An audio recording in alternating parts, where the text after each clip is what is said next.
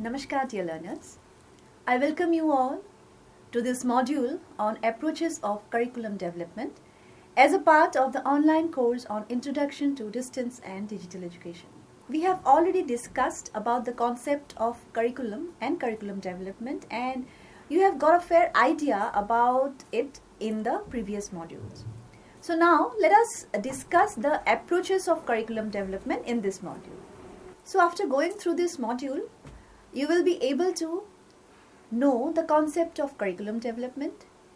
You'll be able to learn about the importance of curriculum development, and you'll be able to discuss about the approaches of curriculum development like the learner-centered approach, the subject-centered approach, problem-centered approach, and lastly, the human relations-centered approach. To begin with, let us first refresh ourselves with the concept of curriculum. So what is curriculum? A curriculum is a set of guidelines used to attain an educational goal, and it has at least 4 key elements. That is, the objectives, the material, the method, and evaluation. Curriculum changes continue to occur as a result of advancements and changes in the worlds of education and work, which always require college graduates to possess qualifications, then experience, knowledge, and high quality education in order to compete in an increasingly competitive job market. So let us now discuss about the concept of curriculum development and what does it mean. So curriculum development refers to the process of designing, planning, implementing, and evaluating an organized and purposeful set of learning experience or educational content. It encompasses the creation and refinement of a curriculum which serves as a blueprint or what learners will learn, how they will learn it, and how their progress will be assessed. So according to Richards in 2001, he defined that curriculum development refers to the range of planning and implementation process involved in developing or renewing a curriculum. So many curriculum development textbooks presents the stages of curriculum development, which are: first is the needs analysis or assessment, secondly setting goals and objectives, thirdly the course organization, fourthly selecting and preparing the teaching materials, and lastly the evaluation, which we shall discuss in our upcoming modules. So the process typically involves collaboration among educators, curriculum developers, administrators, and sometimes even the learners and the community stakeholders.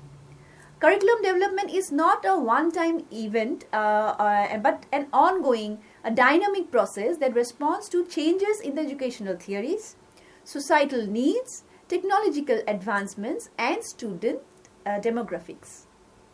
Dear learners, let us now discuss some of the important factors of curriculum development. First is the guiding learning objectives. So curriculum development ensures that there are clear and specific learning objectives for learners to achieve. The guidance helps educators focus on what is essential for learners to learn within a given period of time. Second is the alignment with educational goals. A well-developed curriculum aligns with broader educational goals and objectives. It ensures that the content and the methods employed in teaching contribute to the overall mission and the vision of educational institution or the system.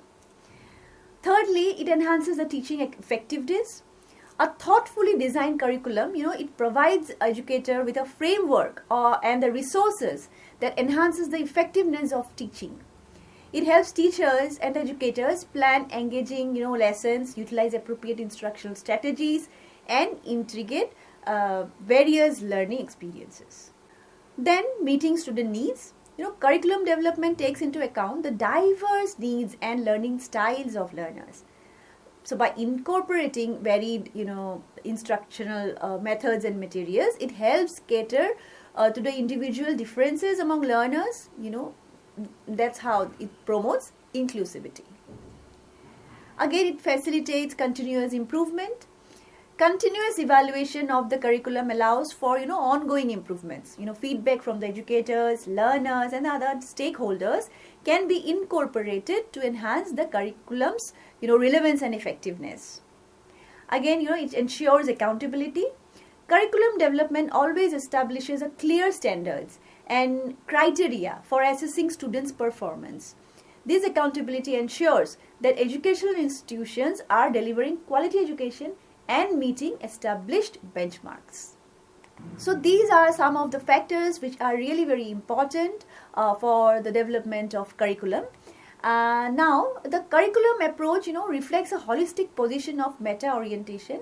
It encompassing the, foundations of curriculum, domains of curriculum, and the theoretical and the practical principles of the curriculum. Again, the choice of accepting a particular approach or design to the curriculum indicates some of the aspects, which are: number one, the basis of the decisions about the types of experiences to be included in the educational program. Secondly, the role of teachers, the learners or the students, and the stakeholders or the agencies in the process of curriculum planning. Thirdly, the choice of method for determining the selection and the organization of, learning experiences provided by the educational institutions. Fourthly, the factors influencing the selection of objectives. Again, the use of subject matter or the contents. These are some of the factors or the aspects that are really very important that designs the curriculum. So let us now discuss the approaches of curriculum development. Let us first discuss about the learner-centered approach. So this approach to curriculum design or the development is based on the underlying philosophy that the learner is at the center of the educational process. Here, the curriculum is made based on the needs, the interests, the purposes, and abilities of the learner. In this approach, the curriculum is also built upon the learner's knowledge, their skills, their learning abilities, and the potentials. This approach considers, number one, a new respect for the learners is really very fundamental. A new freedom of the action is provided.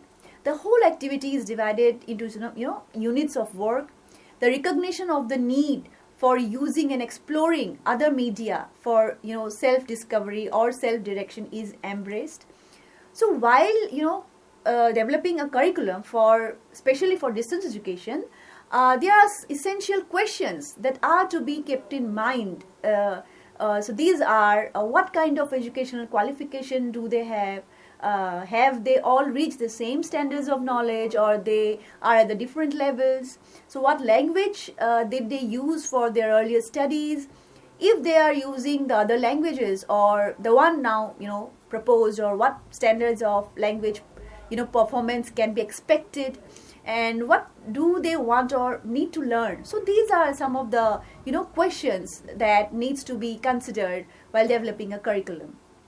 When we talk about a learner-centered approach, it is an educational philosophy that I have already mentioned that places the learner at the center of the educational process, and the learner-centered approach goes beyond one-size-fits-all model and involves learners actively in the learning process. So let us now discuss some of the characteristics of this approach.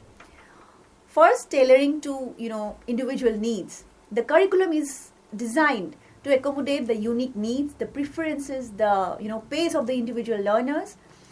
It recognizes that each learner may have different starting points, prior knowledge, and preferred ways of learning. Then is the self-directed learning. So this approach emphasizes the development of self-directed learning skills. Learners are encouraged to take responsibility for their own learning, set goals, and actively engage in the educational process. Again, this approach incorporates strategies to actively engage learners, and this may include interactive multimedia content, then discussion forums, collaborative projects, and other activities that stimulate interest and participation. Again, this approach adopts personalized assessment methods that align with the individual learning styles and preferences. This could involve, diverse assessment tools such as project-based assessments, self-assessments, and competency-based evaluations. Again, this approach allows for a flexible learning paths. So this approach allows for flexibility in learning paths.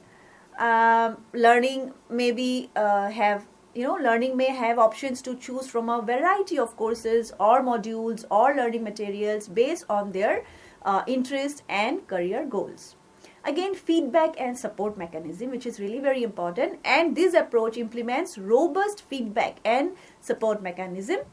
Learners receive timely feedbacks on their progress. Then they are support systems in the place to assist with any challenges or questions they have.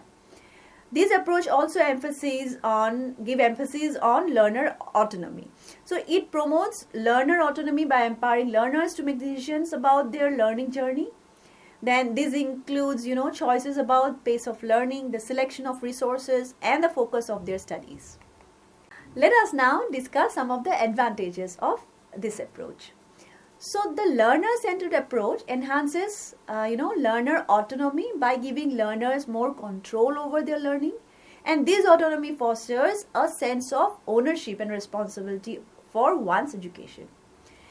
Then it increases motivation. So personalization and engagement strategies contribute to increased learner motivation. So when a learner see the relevance of the curriculum to their own goals and interests, they are more likely to be motivated, and they put more investment in their studies. So satisfaction and retention is another advantage. So learner satisfaction tends to be more higher when the educational experience is tailored to individual needs. So higher satisfaction often correlates with increased retention rates in particularly in distance education programs. Then it customized learning experience. This approach allows for customized learning experience, catering to the diverse backgrounds and learning preferences for a varied student body or learners, and this inclusivity can contribute to a richer and more effective learning environment. Then this approach recognizes and accommodates diverse learning styles. Some learners may thrive in a more visual or hands-on learning environment, and the learner-centered approach seeks to address these preferences. Then it gives a preparation for lifelong learning. It encourages skills such as self-directed learning, critical thinking and problem solving, preparing learners not just for immediate educational goals but also for a lifetime of continuous learning. So there are some sub approaches under this learner-centered approach of curriculum development. These are topic by topic approach. Here what happens is that there are no set of relationships among the topics, so the ordering is not critical. Second is the chronological sequence or historical approach. Moving from the past to present is a very common and easy to implement organizational pattern. Then is the spiral approach. In this approach, the main topic or the concept are revised throughout the course with new information or insights developing each time. Let us now discuss about the subject-centered approach. So the subject-centered approach is a traditional method of curriculum development that organizes educational content primarily around a specific academic subject or discipline. In this approach, the curriculum is structured based on the traditional divisions of knowledge with separate sections for subjects such as, maybe mathematics, science, language, arts, social studies, management, commerce, etc. Each subject is treated as an independent entity, and the focus is on delivering content knowledge within these distinct disciplines. This approach of curriculum design prescribes different and separate subjects into one broad field. So this approach considers, number one, the primary focus is the subject matter. Secondly, it emphasizes on the bits and the pieces of information which are detached from life. The continuing pursuit of learning outside the school is not emphasized here in this approach. Learning should only take place inside the classroom, and the subject matter serves as a means of identifying the problems in living. Let us now discuss some of its characteristics. Number one is organized by subject. The curriculum in this approach is organized into separate sections corresponding to academic subjects. For example, there may be a dedicated section of mathematics, another for science, another for social science, and so on. Secondly, subject specific content. So the content within each subject is often defined by established disciplinary boundaries and standards. Now let us discuss some of the advantages of this approach. One of the advantages of subject-centered approach is that it provides a structured and systematic way of delivering content knowledge. Each subject is taught independently, allowing for a focused exploration of specific topic. Secondly, this approach facilitates in-depth exploration of each subject area. The teachers or the educators can delve deeply into the content, covering a comprehensive range of topics within the specified subject, providing learners with a thorough understanding of the subject matter. Again, the learners progress through the curriculum in a linear manner, building on their knowledge and skills within each subject as they advance through grade levels. So while subject-centered approach has these advantages that I have mentioned, it also has limitations. Critics argue that it may lead to a fragmented view of knowledge, hindering learners' ability to see the interconnectedness of different subjects. And additionally, it may not fully align with the ways in which knowledge is applied in real-world situation, as many real-world challenges require interdisciplinary and integrated approach. So consequently, many modern educational philosophies and curriculum development approaches seek to blend or transcend subject-centered structures to create more holistic and interconnected learning experience for learners. Let us now discuss about the next approach, which is the problem-centered approach. So this approach is based on curriculum design, which assumes that in the process of living, learners experience problems. Thus, the problem solving enables the learners to become increasingly able to achieve complete or total development as an individual. This approach is characterized by, number one, the learners are capable of directing and guiding themselves in resolving problems. Thus, they become independent learner. The learners are prepared to assume their civic responsibilities through direct participation in different activities. The curriculum leads the learners to recognition of concerns and problems and to seeking solutions. The learners are therefore considered problem solver. Now let us discuss some of the characteristics of this approach. Number one is the authentic problem. So the curriculum here in this approach is designed around real world problems that require critical thinking and application of knowledge. Secondly, interdisciplinary learning. So this approach encourages the integration of knowledge from various subjects areas to address the complex issues. Thirdly, this approach emphasizes the importance of inquiry, investigation and exploration as learners work towards solving problems. Then the learners in this approach are actively involving in the learning process, collaborating with the peers and applying their knowledge to analyze and solve problems. Let us now discuss some of the advantages of this approach. Number one is high order thinking skills. The problem-centered approach promotes the development of higher order cognitive skills such as critical thinking, analysis, synthesis, and problem solving. Again, by addressing the real world problem through this approach, the curriculum becomes more relevant to learners' life, making learning meaningful and engaging. Again, this approach encourages a holistic understanding of issues by integrating knowledge from various disciplines, reflecting the interconnected nature of real-world challenges. Again, in this approach, the learners learn to apply theoretical knowledge in practical situations, enhancing their ability to use information in meaningful ways. So these are some of the advantages of problem-centered approach. Now let us move towards the next approach, which is the human relation-centered approach.